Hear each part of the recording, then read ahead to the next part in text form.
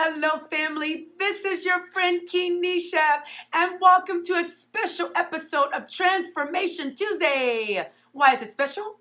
Because today is my birthday, August 11th. Happy birthday to me.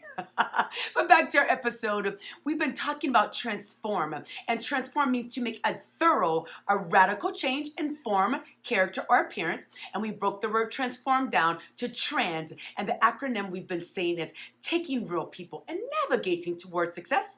And form is forcing ourselves into radical metamorphosis or focusing on the right mindset. So last week we talked about she motions, he motions, emotions everywhere. And we've been learning about emotional intelligence, or EQ, which is emotional quotient. How can we get a handle on our emotions? And then I thought about where emotions everywhere. I thought about what is a wild person like? We talked about this word wild. And so I looked at the definition. I'll read it to you. It says, if a person is wild, he might be unrestrained, crazy, even enthusiastic.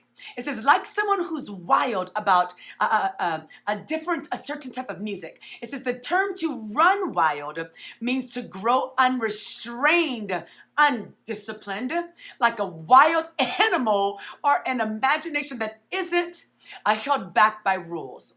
So when we don't have a control over our emotions and ourself, then we can be a person that runs wild.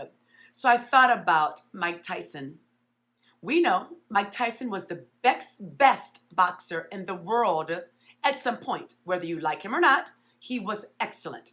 And it says that he was the most feared person alive at one time. And it says that he was a force of nature. But unfortunately, his emotions began to be out of control. He began to do things that landed him in jail. And then he was able to get out, enter back into boxing. And then unfortunately, his control over his emotions did not get better at that time. And we all know the fight with Evander Holyfield. He bit part of his ear off. Emotions that are crazy. So our thought for today is emotions gone wild. Someone who is lacking emotional intelligence, their emotions can be gone wild. So we'll be coming again from our book, Emotional Intelligence 2.0 by Travis Bradberry and Jean Greaves. And let's see what they're telling us about this notion of emotional intelligence. It says, considering the range of emotions people express, it's no wonder that emotions can get the better of us. Emotions are derivations of 5 core feelings: happiness, sadness, anger, fear, and shame.